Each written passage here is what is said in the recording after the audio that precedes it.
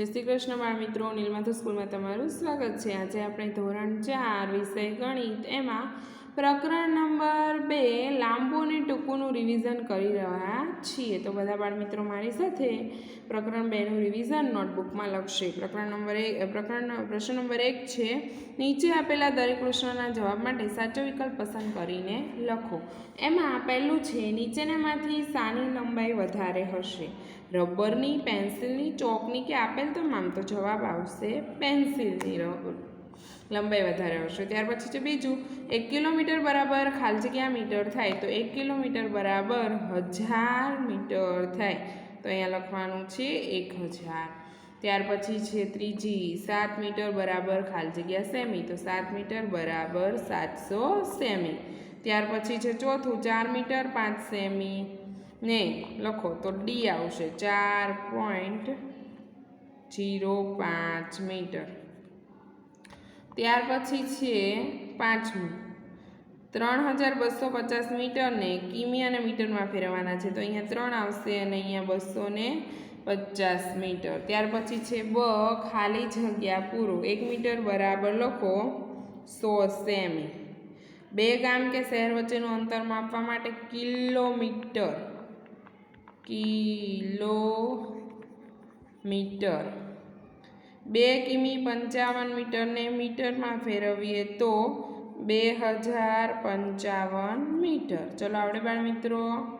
ત્યાર પછી છે આપેલ વિધાન ખરું છે કે ખોટું તે જણાવો। લંબાઈનો એક એકમ લીટર છે, તો આ વિધાન કેવું છે? ખોટું છે। ત્યાર પછી છે બીજું, 4350 મીટર બરાબર 4 કિમી 350 મીટર થાય, તો હા આ વિધાન કેવું છે? ખરું। 8 મીટર બરાબર 800 સેમી થાય, તો હા એ વિધાન કેવું છે? ખરું। ત્યાર પછી છે ચોથું, 1 કિલોમીટર બરાબર 1 લાખ સેમી થાય, તો હા એ વિધાન કેવું છે? ખરું છે। ત્યાર પછી છે પ્રશ્ન નંબર 2 અ, માંગ્યા મુજબ દાખલા આપો, સેમીમાં રૂપાંતર કરો। 3 મીટર 20 સેમી, તો આપણે 3 મીટરને સેમીમાં ફેરવશું, તો 3 ગુણ્યા 100, 300 સેમી અને બીજી 20 સેમી। ચલો સરવાળો કરવાનો છે, 0 નો 0, 2 ના 2, 3, 320 સેમી થાય। ત્યાર પછી છે મીટર સેમીમાં રૂપાંતર કરો, તો 7020 અલગ પાડી દેવાના। હવે 7000 ને આપણે મીટરમાં ફેરવીશું, તો 7000 ભાગ્યા 100 કરવાના, સેમીમાં ફેરવવું હોય તો 2 મીંડા જશે એટલે 70 મીટર ને 20 સેમી। ત્યાર પછી આવશે ત્રીજું, મીટરમાં રૂપાંતર કરો, તો 6 કિમી 6 ગુણ્યા 1000 કરવાના, 6 કિમી છે એટલે 6000 ઈ અને વત્તા બીજા 620 મીટર, બંનેનો સરવાળો કરશું, 2 ના 2, 6 ના 6, 6620 મીટર કુલ આવશે। ચલો આવડે બાળ મિત્રો। ત્યાર પછી છે ચોથું, કિમી મીટરમાં ફેરવો, કિમી મીટરમાં ફેરવવાનું છે એટલે આવશે અહીંયા 7350 મીટર। 7000 ને આપણે કિમીમાં ફેરવીએ એટલે 7 કિમી ને 350 મીટર, 1000 વડે ભાગી દેવાના એટલે 7 આવી જાય। સમજાણું બાળ મિત્રો? આવડે ને તમને આવી રીતે ફેરવતા? ત્યાર પછી છે બ, માંગ્યા મુજબ દાખલા ગણી જવાબ આપો। 7 મીટર 75 સેમી લાંબી દોરીના 5 સરખા ભાગ કરતા દરેકની લંબાઈ કેટલી થાય છે? તો સૌપ્રથમ તો આપણે પહેલાં 7 મીટર છે એને સેમીમાં ફેરવશું એટલે 700 સેમી ઈ ને બીજા 75 સેમી એટલે 775 સેમી કુલ થશે। હવે 775 સેમીને આપણે 5 સરખા ભાગ પાડવાના છે એટલે 5 વડે ભાગાકાર કરવાનો। ચલો 5 એકાનો ઘડિયો બોલો, તો 5 એકા 5 ભાગ ચાલશે, 5 એકા 5, 7 માંથી 5 જાય તો 2, પાછા 7 ઉતાર્યા, 5 એકા 5, 5 દુ 10, 5 તરી 15, 5 ચોક 20, 5 પાયો 25, 7 માંથી 5 જાય તો 2, 2 માંથી 2 જાય તો 0, પાછા ઉપરથી 5 ઉતારવાના 7 પંચા અલા પાયો પાયો 25 25માંથી 25 જાય તો 0 જવાબ આવ્યો 155 તો ચલો અહીંયા લખીશું કે દરેકની લંબાઈ 155 સેમી થાય। ચલો આવડે બાળ મિત્રો। ત્યાર પછી છે બીજો દાખલો। એક ગાઉન બનાવવા 3 મીટર 90 સેમી કાપડ જોઈએ છે તો 3 ગાઉન બનાવવા માટે કેટલો?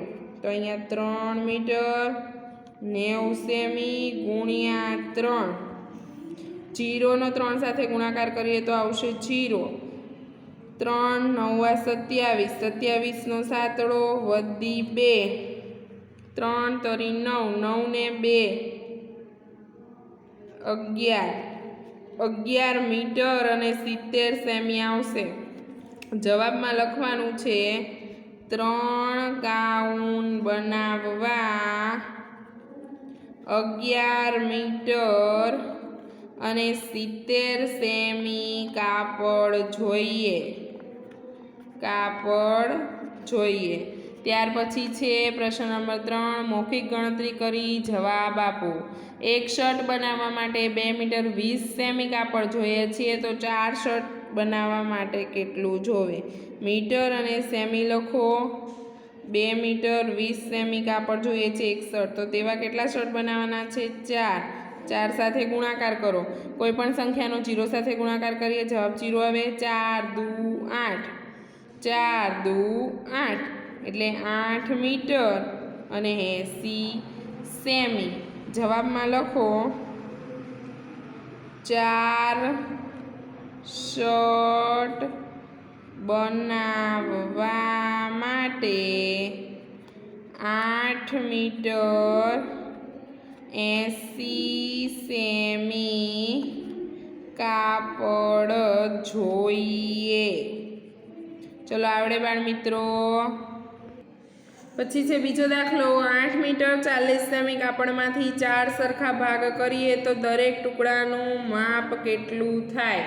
તો આપણે પહેલાં 8 મીટરને સેમીમાં ફેરવીશું એટલે 8 ગુણ્યા 100 એટલે 800 સેમી ને પ્લસ બીજી 40 સેમી એટલે 840 સેમી કુલ થશે।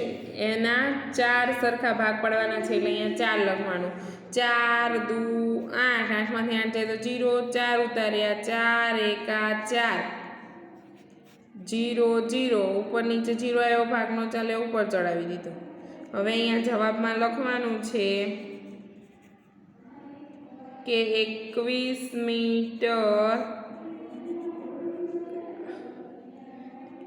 8 મીટર 40 સેમીમાંથી તો દરેક 2 મીટર 10 સેમી 2 મીટર 10 સેમીનું દરેક શર્ટ બનશે ટુકડો બનશે દરેક ટુકડો। તો અહીંયા જવાબમાં લખો દરેક ટુકડાની લંબાઈ 2.10 સેમી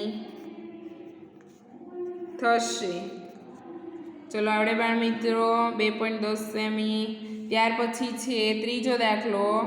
પ્રાચી પાસે 2 મીટર 20 સેમી લંબાઈની 2 પટ્ટીઓ છે તો બંનેની કુલ કેટલી થાય? તો બંને પટ્ટીઓની કુલ લંબાઈ કેટલી થાય? કેટલી પટ્ટીઓ છે? 2 પટ્ટીઓ। ચલો શું કીધું છે? 2 પટ્ટીઓ છે તો અહીંયા લખવાનું 2 મીટર 20 સેમી ગુણ્યા 2 2નો 0 સાથે ગુણાકાર કરીશું 0 2 દુ 4 2 દુ 4 4 મીટર અને 40 સેમી આવશે જવાબ। અહીંયા લખવાનું છે કે બંનેની કુલ લંબાઈ 4 મીટર 40 સેમી થાય। ચલો આવડે બાળ મિત્રો। ત્યાર પછી છે ચોથો દાખલો। 4 મીટર 20 સેમી લંબાઈના 4 ટુકડા ભેગા કરી કુલ લંબાઈ શોધો। તો અહીંયા લખવાનું છે મીટર સેમી। 4 મીટર 20 સેમી એવા કેટલા? 4 ટુકડા। 4નો 0 સાથે ગુણાકાર કરીએ 0 આવે। 4 દુ 8 ચોખ્ખું ચોખ્ખું 16 16 મીટર અને 80 સેમી જવાબ આવશે. જવાબમાં લખો 4 ટુકડાની લંબાઈ 16 મીટર ને 80 સેમી થાય. ચલો આવડે બાળમિત્રો. તો અહીંયા આપણું પ્રકરણ નંબર 2નું રિવિઝન પૂર્ણ થાય છે. હવે પછીના વિડીયોમાં આપણે પ્રકરણ નંબર 3ની શરૂઆત કરીશું. જય શ્રી કૃષ્ણ બાળમિત્રો.